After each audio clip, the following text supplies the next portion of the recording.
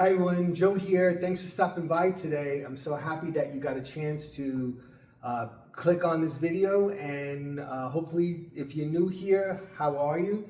My name is Joe and this is Life with Marion and Joe, and today we are continuing with my fall 2025 series, and what I've been doing is something a little bit different than a lot of other people I've been seeing on YouTube, and that is that I'm just creating things for fall that might provide some inspiration for you. Not that the other guys aren't, because there's such wonderful things going on YouTube. There's so much inspiration, but I keep changing it and changing it so that hopefully you'll find something that you might like in the mix to recreate for yourself. Now, I have been known to be called over the top when I'm decorating for the holidays, especially for fall and for Christmas, and that may be true. It's something that I find appealing to look at. I got a phone call, so I'm not quite sure where it was. But anyway, what I tend to do is like Marianne will always stop me and she'll say, okay, enough is enough.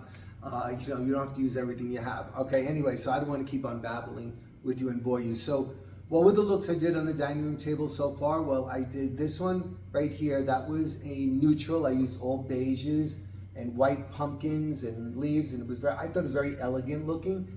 Then I did this one, and all I did here was I added copper pieces, copper picks, pumpkins, and leaves, and so on. And I still thought that was a very elegant look, you know, maybe for a little bit later on in the fall season. That one, I really like that one. Then I did this one right here. I tried to do a more natural look with this. This was greens and browns and pine cones and sunflowers in it, which is appropriate for the end of summer, early fall as well. I wasn't too crazy about that one at all. So in today's video, I'm going to be doing the last arrangement that I'm doing, I think, for the dining room table. I'm going to move somewhere else to give you some other ideas in other areas of the house. So today what I'm doing is a very moody, dark kind of arrangement, which is what's trending for fall this year: burgundies, hunter greens, browns, and so on. And what happened is, I'm looking at it because I actually finished it already. I'm doing this after I finished it. It's very kind of Ralph Lauren kind of a look to it. It has a natural kind of feel, a rustic kind of feel, yet what I think is elegant. I used burgundies, browns, hunter greens, branches, and a couple other surprises in there as well. So hope you'll join me today. And like always, please subscribe. You don't want to miss all of the fall and Christmas that's coming up. Leave me a comment. I love hearing from you, and a thumbs up will help my videos get out there, because not too many people are watching them right now, and it makes me feel sad. Okay, buddy, so stay tuned for what's up right now. Okay, so we're getting ready to do another fall arrangement. This will be number 4. And I think, like I said, I'm going to do this one more moody. So I'm going to start by putting on a burgundy scarf on the table. All right, so I started this way. I'm not going to leave it like this, but I'm going to bunch it. But I need to put my main character in the middle first, right there. Okay, so I think I want to use some texture in there, because of the fall. And I'm thinking one of these baskets for my centerpiece. There's a burgundy one, but I don't want to go that route. It'll be too much burgundy. And here's another burgundy one, but I think it's the wrong shape because I want something spilling out. All right, and I think I know where the other one is. Okay, on the other side of this piece. All right, so here's the one I was looking for. because the edges are kind of turned down, and I want the arrangement to look like it's spilling out. Now, obviously, this is going to be one of those arrangements that's just for show. It wouldn't actually be for a dinner party. It's just something that you might want to do for a centerpiece on a table. But like I said, you could use it anywhere. It could be on another kind of table, coffee table, whatever is appropriate for you. What I think I need to do is I'm going to pull some of this out and spill it, because I have some burgundy flowers that I want to use, but I don't have an overabundance of them. So I think I'll put them in this kind of section right here.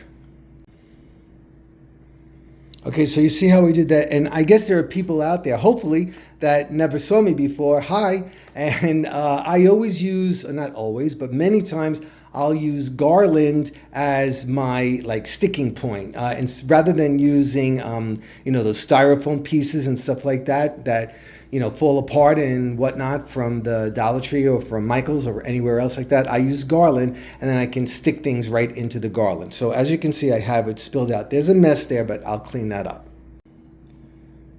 All right, so we said Moody, right? So I added in this hunter green. It's darker than what it looks like to you right there. It's a dark hunter green. So I kind of just bunched it up and put it in there. It should look organic, meaning that, free, not just so stiff and intentional like it happened that way. Obviously it didn't.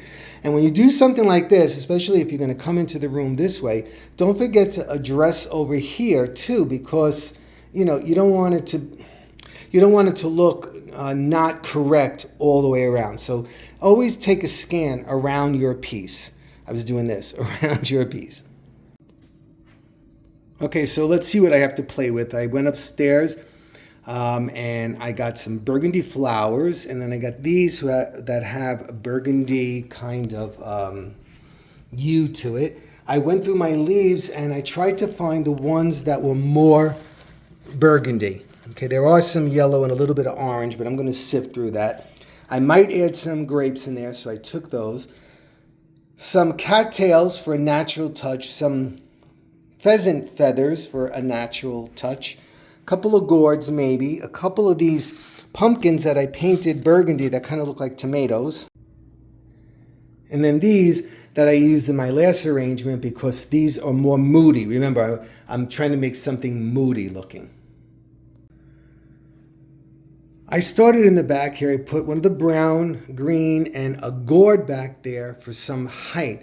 Now, you want it to kind of look like, it's overflowing and well, that's what I want it to look like. I'm just letting you know that it's overflowing and it's going to be spilling down into here. So I think I have to add one more thing up there. So I want one up there. So notice I put a toothpick in there, and I'm going to put the other one on there, and it'll hold it in place. See, just like magic. Now I need to address over here. Okay, so here was my thought process so it doesn't just look haphazard to you. I started, like I said, with the green and the brown because of the moodiness, and then the green behind. Then I came in here and I put another one here to echo here. I used one of the burgundy ones up there, and then across from it, I used another burgundy one right here. This space was long. I added in one of these gourds. Now what I did was I came down here, I put a brown one, and then I put a green one all the way out here to make it look like it spilled out. And then I put another brown one there, kind of looks like it lost its way. And it covers up that opening right there, okay? So that was my thought process.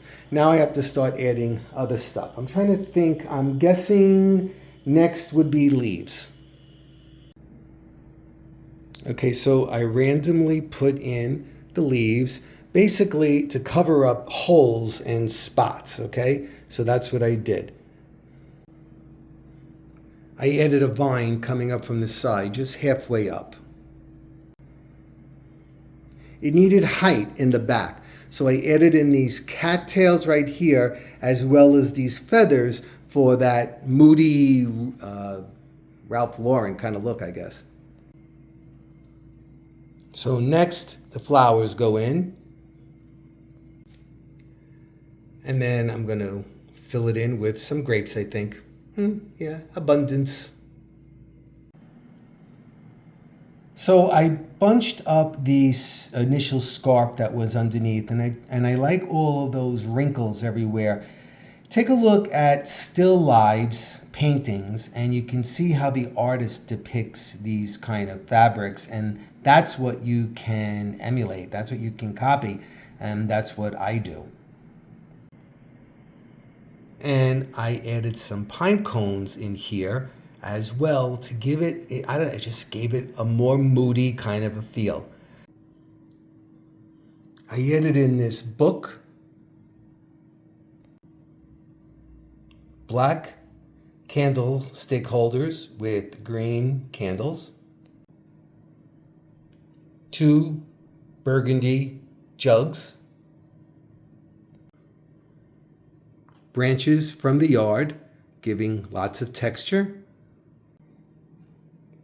and that Ralph Lauren touch. If it's not tartan plaid, it's deer antlers, so I put some antlers there too.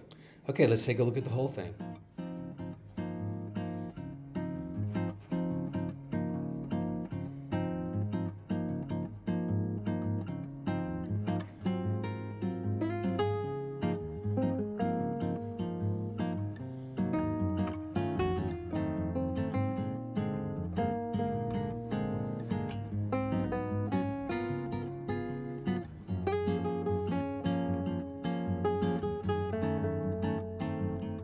Okay, everybody, thanks so much for stopping by today. Like I said before, please subscribe, give me a thumbs up, drop me a comment, and hope you enjoyed this. Let me know in the comments, and I will be moving on into another area that I hopefully can inspire myself to do some artistic something. Maybe I'm going to do in the entry. I'll try that. Okay, buddy, take care. Hope you're having a good one, and I'll be seeing you really soon. It's hot here today. I'm sure it is where you are too. All right, bye-bye.